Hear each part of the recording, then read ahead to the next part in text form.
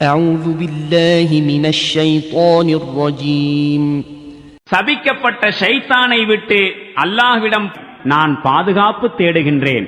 أكان للناس عجبا أن أوحينا إلى رجل منهم أن أنذر الناس وبشر الذين آمنوا أن لهم قدم صدق عند ربهم قال الكافرون إن هذا لساحر مبين.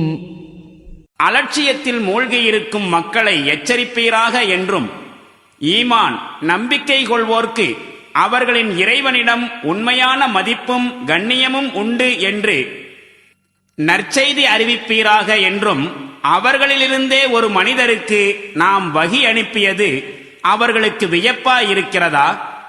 இதனைக் கண்டு இறை நிராகரிப்பாளர்கள் இவர் ஒரு வெளிப்படையான சூனியக்காரர் என்று கூறினார்கள்.